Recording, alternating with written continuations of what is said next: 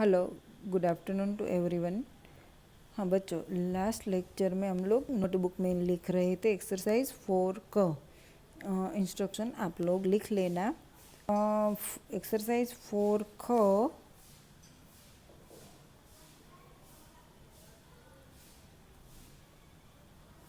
Exercise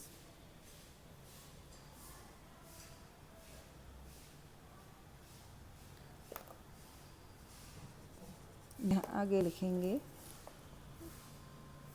exercise 4 ख। यहाँ instruction लिख लेंगे कि समान लय वाले शब्द बनाइए। समान लय वाले शब्द बनाइए। ये वाली एक्सरसाइज समान लय वाले शब्द बनाइए। तो यहाँ जैसे एक एग्जाम्पल दिया है कि कच्चा, तो लास्ट में डबल च वाला मीन्स द्वित्व व्यंजन वाला च आना चाहिए और आगे अलग अलग अक्षर। यहाँ बिल्ली, तो लास्ट में डबल ल आना चाहिए और आगे अलग अलग अक्षर। तो यहाँ मैंने आप लोगों को आंसर लिखवाया है कि कच्चा, तो यहाँ दो वर्ड क्या लिखेंगे, सच्चा बच्चा। यहाँ बिल्ली, तो क्या लिखेंगे, सिल्ली दिल्ली। ऐसे हम लोग अलग अलग और भी वर्ड लिख सकते हैं। तो ये वाली एक्सरसाइज हम लोग हमारी नोटबुक में कर लेंगे। तो कैसे करेंगे, यहाँ देखो ऊपर दिया गया है, यहाँ हम लोग इंस्ट्रक्शन लिखेंगे। यहाँ दिया गया है कच्चा, ऐसा हमें दो वर्ड बनाना है। तो यहाँ होगा सच्चा बच्चा। यहाँ दिया गया है बिल्ली, तो ऐसा हमें दो वर्ड बनाना है। तो बनाया है सिल्ली दिल्ली। ओके, तो ये हो गई हमारी एक्सरसाइज 4 ख। अभी जो एक्सरसाइज दी गई है वो हम लोग हमारी टेक्स्ट बुक में ही करेंगे। तो एक्सरसाइज 5 लिखकर सीखिए। ये एक्सरसाइज हो गई है। ओके, मैम ने लिखवा दी है। यहाँ भी छोटे ई की मात्रा लगाकर नए वर्ड बनाना है। देखो यहाँ जो वर्ड दिया है उसे छोटे ई की मात्रा लगाना है। तो यहाँ है लेख, ऐसे बिल, ऐसे सिर, ऐसे ही हील। ओके, आगे एक्सरसाइज 2 कि अपना माता पिता, दादा दादी और नाना नानी का नाम तालिका में लिखिए। यहाँ जो टेबल दिया गया है वो टेबल में हमें अलग अलग यह बॉक्स दिया गया है कि अपना खुद का नाम, खुद को हम लोग मातृभाषा में क्या बोलते हैं, हिंदी में क्या बोलते हैं और अंग्रेजी में क्या बोलते हैं। ऐसे ही यहाँ माता जी का नाम देखो मैंने लिखा है। हम लोग मातृभाषा यानी कि हमारी मम्मी जो बोलती है वो भाषा कौन सी है, गुजराती। तो गुजराती में हम लोग क्या लिखते हैं, माता। मम्मी ये माता को हम लोग क्या लिखते हैं, माता। हिंदी में भी माता यानी कि माता जी भी लिख सकते हैं, अंग्रेजी में मम्मी। पिताजी का नाम पिता, गुजराती में આપણે પિતા પણ કહીએ, પપ્પા પણ કહીએ, બરાબર।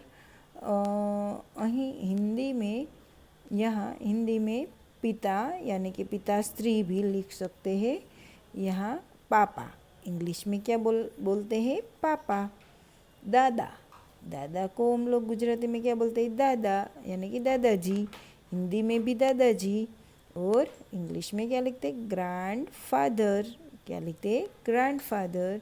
दादाजी का दादी है, दादी जी का को हम मातृभाषा में क्या बोलते हैं, यानी कि गुजराती में दादी, हिंदी में दादी जी और अंग्रेजी में ग्रैंड मदर। नाना जी को हम लोग मातृभाषा में क्या बोलते हैं, नाना। हिंदी में नाना जी और अंग्रेजी में ग्रैंडफादर। नानी जी, तो गुजराती में नानी, हिंदी में नानी जी और इंग्लिश में ग्रैंड मदर। यहाँ दिया गया है कि आप इन्हें प्यार से क्या कहते हैं।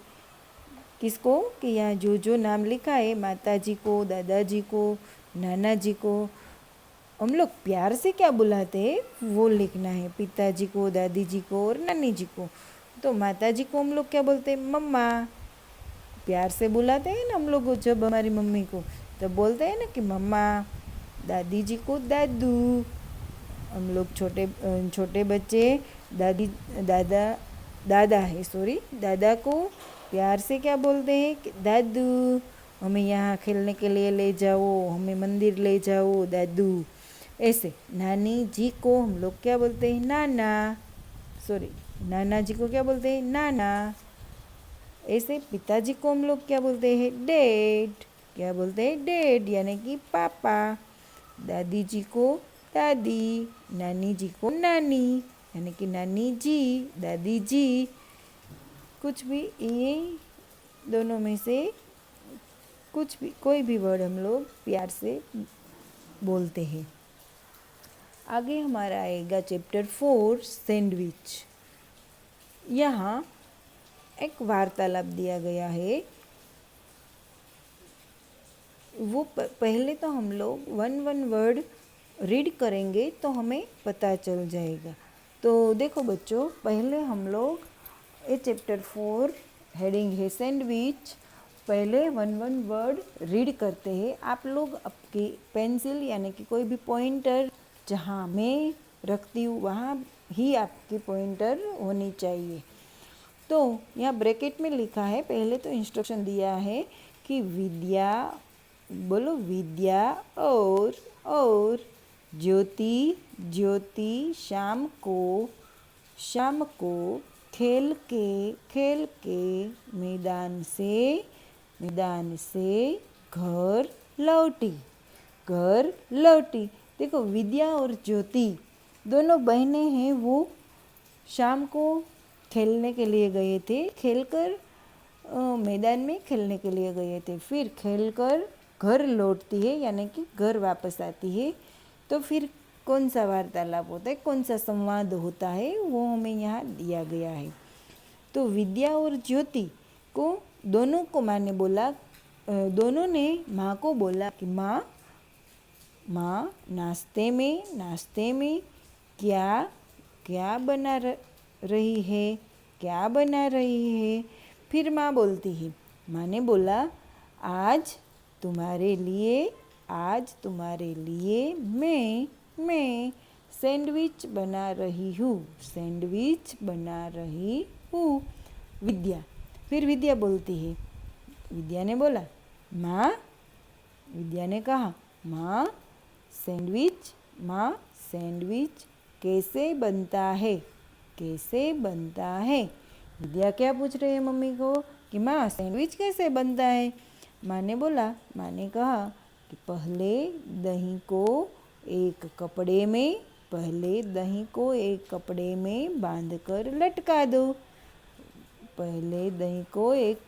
बांधकर लटका दो। विद्या ने कहा इसका तो सारा पानी निकल गया।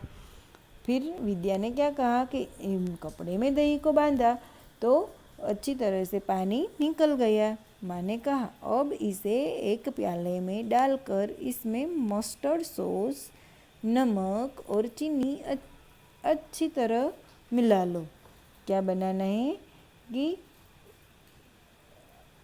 जो पानी निकल गया, बाद में जो मटेरियल बचता है उसको हम प्याले में डालकर इसमें मस्टर्ड सॉस डालना है, नमक डालना है और चीनी डालना है। अच्छी तरह से मिला दो, यानी कि अच्छी तरह से मिक्स करना है। ज्योति ने कहा माँ मैं खीरा और गाजर लाई हूँ। ज्योति क्या बोल रही है कि माँ मैं खीरा और गाजर लाई हूँ। फिर आगे माँ क्या बोलती है, माँ ने कहा इसे कद्दूकस कर दही के पेस्ट में मिला दो। कद्दूकस कर यानी कि छीलकर हमें दही के पेस्ट में मिला दो। फिर ब्रेड के एक स्लाइस पर पेस्ट अच्छी तरह फैला दो। ब्रेड के एक स्लाइस पर पेस्ट अच्छी तरह फैला दो। दूसरे पर मक्खन लगाकर उसके ऊपर रख दो। क्या बोल रहे हैं कि दूसरे पर मक्खन लगाकर उसके ऊपर रख दो।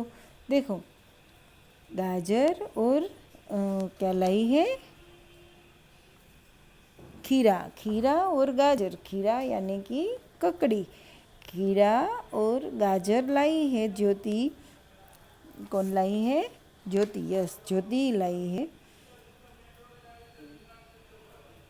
फिर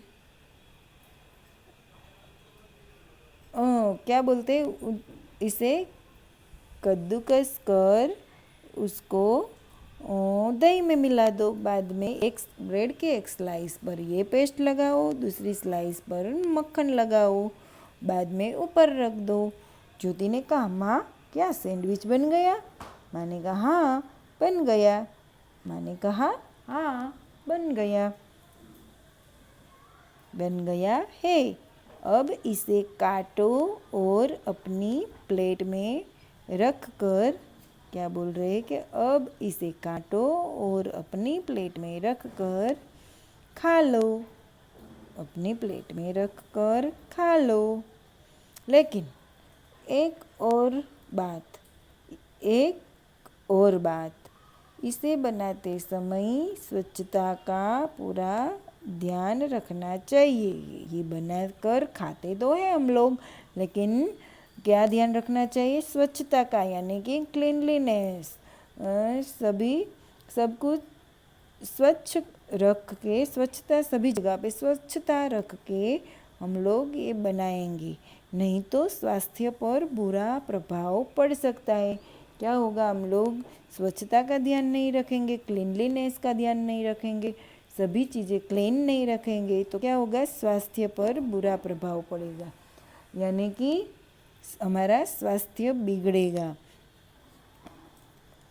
प्रभाव पड़ सकता है। ज्योति और विद्या ने कहा, फिर ज्योति और विद्या ने क्या कहा कि जी माँ हम इसका ज़रूर ध्यान रखेंगे। जी माँ, हम लोग उसका ज़रूर ध्यान रखेंगे। सैंडविच खाते हुए वाह माँ मज़ा आ गया। दोनों बहनें विद्या और ज्योति सैंडविच खाते हुए क्या बोल रही है कि वाह माँ मज़ा आ गया। आप भी जल्दी खाइए, आपका सैंडविच आपको बुला रहा है। आपका सैंडविच आपको बुला रहा है। और सभी हंसने लगते हैं। देखो यहाँ विद्या और ज्योति और उनकी माँ का संवाद दिया गया है। संवाद यानी कि तीनों के बीच की बातचीत। तीनों के बीच जो बातचीत हुई है वो बातचीत यहाँ दिखाई गई है। लेकिन यहाँ हमें ये बातचीत में सभी जगह पे यहाँ जो ये रेड अक्षर से लिखा है वहाँ हमें कुछ अलग सा ही दिख रहा है। क्या दिख रहा है? देखो कि एक अक्षर आधा और एक अक्षर पूरा। आधा अक्षर पूरे अक्षर के साथ जॉइंट हुआ है। आधा अक्षर पूरे अक्षर के साथ जॉइंट हुआ है। तो इसलिए यहाँ सभी जगह पे जहाँ जहाँ रेड अक्षर वाले शब्द है वहाँ हमें यही शब्द देखने को मिलते हैं। तो यहाँ ये जो शब्द है उसको जोड़ाक्षर बोलते हैं। क्या बोलते हैं? जोड़ाक्षर। दोनों अक्षर जुड़ते हैं, बाद में एक पूरा अक्षर बनते हैं, यानी कि एक पूरा वर्ड बनते हैं। तो उसको क्या बोलते हैं? जोड़ाक्षर। तो हमें यहाँ जहाँ जहाँ ये रेड अक्षर वाले वर्ड है वो सभी वर्ड की हमें पहले एक लिस्ट बना लेना है, एक यादी बना लेना है, ताकि वो वर्ड हमें पढ़ना भी आ जाए और उच्चारण करना भी अच्छी तरह से हमें पता चल जाए। तो यहाँ द आधा है तो द को जल्दी बोलना है कि विद्या। यहाँ ज आधा है तो ज्योति। यहाँ और यहाँ श आधा है तो नाश्ते। म आधा है तो तुम्हारे। प आधा है तो प्याले। स आधा है तो मस्टर्ड। च आधा है तो अच्छी। ऐसे ही स आधा है तो पेस्ट। क आधा है तो मक्खन।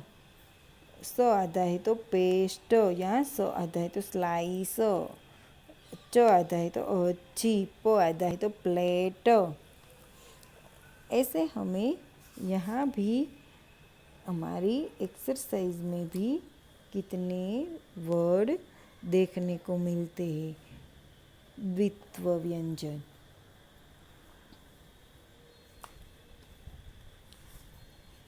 तो आगे हम लोग शब्दार्थ देखेंगे। शब्दार्थ में है, शब्दार्थ में हमें 29 पेज पर दिया गया है। देखो ये सभी अक्षर का लिस्ट हाँ थोड़ा बाकी है। तो प आधा है तो प्लेट, तो उसको जोड़ाक्षर यानी कि संयुक्ताक्षर दोनों बोल सकते हैं। हिंदी में हम लोग संयुक्ताक्षर बोलते हैं। क्या बोलते हैं? संयुक्ताक्षर यानी कि संयुक्त, दोनों संयुक्त होते हैं, एक आधा और एक पूरा, दोनों मिलकर एक अक्षर बनता है, तब उसको बोलते हैं संयुक्ताक्षर। तो प्लेट, यहाँ स आधा है तो स्व, च आधा है तो स्वच्छता, ध आधा है तो ध्यान, यहाँ ल आधा है तो जल्दी। ऐसे कितने भी वर्ड है। तो देखो बच्चों, अभी शब्दार्थ और आगे की एक्सरसाइज हम लोग आगे के लेक्चर में देखेंगे। अभी हम लोग एक स्टोरी सुन लेंगे, बाद में हम लोग हमारा लेक्चर यहाँ समाप्त करते हैं। कल फिर मिलेंगे। Bye bye. एक गांव में मारिया नाम की एक औरत रहती थी। उसके खानदान में कोई नहीं था। उसके पास एक गाय ही थी। वो गाय की देखभाल करती और उसका दूध बेचकर अपना गुजारा करती। बस यही उसकी आमदनी का जरिया था। एक दिन मारिया की गाय बहुत बीमार हो गई और कुछ ही दिनों में मारिया की गाय मर गई। हाय, अब मैं क्या करूं? अब मेरा घर कैसे चलेगा? फिर मारिया ने पड़ोसन की गाय के गोबर के गोहे बनाकर बेचना शुरू कर दिया। फिर एक दिन पड़ोसन ने सोचा, ये रोज मेरे गाय का गोबर ले जाती है और उससे गोहे बनाकर अपना घर चला रही है। मैं इसे अपनी गाय का गोबर क्यों दूं भला? फिर मारिया की पड़ोसन अपनी गाय को घर के अंदर ही बांधना शुरू कर देती है। ये देखकर मारिया परेशान हो जाती है। फिर वो गाय का गोबर मांगने सेठ के घर जाती है। सेठ जी, क्या आप मुझे अपनी गाय का गोबर दे सकते हैं? सेठ सोचता है, ये औरत कब से गोबर मांगकर अपना घर का गुजारा कर रही है। क्यों ना मैं इसे अपनी गाय ही दे दूं। वैसे भी ये कब से तो बीमार है, पता नहीं कितने दिन और जिंदा रह पाएगी। इसको कौन सा पता चलने वाला है कि गाय बीमार है। उल्टा इस पर तो मेरा एहसान हो जाएगा। ऐसा सोचकर सेठ मारिया से कहता है, लो तुम मेरी गाय ले लो, तुमको रोज गोबर लेने नहीं आना पड़ेगा। शुक्रिया सेठ जी। फिर मारिया खुशी खुशी गाय लेकर अपने घर चली जाती है। मारिया उसे घर के बाहर बांध देती है। मारिया उस गाय का गोबर इस्तेमाल करके अपना घर चलाने लगी। क्योंकि वो गाय बीमार थी, इसलिए वो ज्यादा दूध नहीं दे पाती थी। कुछ दिनों के बाद एक बुजुर्ग आदमी मारिया के घर के बाहर आता है। बाबा जी, मैं आपकी क्या मदद कर सकती हूँ? बेटा, मुझे बहुत भूख लगी है। अगर मुझे खाने को कुछ मिल जाए तो बहुत अच्छा है। जी बाबा जी, मैं अभी लेकर आई। मारिया के पास थोड़ा सा ही खाना होता है जो वो बाबा जी को दे देती है। बाबा जी, आप खाना खाएं, मैं आपके लिए पानी लेकर आती हूँ। मारिया के जाते ही बाबा जी अपनी ताकत से देखते हैं कि मारिया ने अपना सारा खाना उन्हें दे दिया है। इतने में मारिया पानी लेकर आ जाती है। बाबा जी मारिया से कहते हैं, तुम्हारा बहुत बहुत शुक्रिया बेटा, ये जानते हुए भी कि आपके पास और खाने को कुछ भी नहीं है, आपने फिर भी अपना खाना मुझे दे दिया। अब आपको कभी भूखा नहीं रहना पड़ेगा।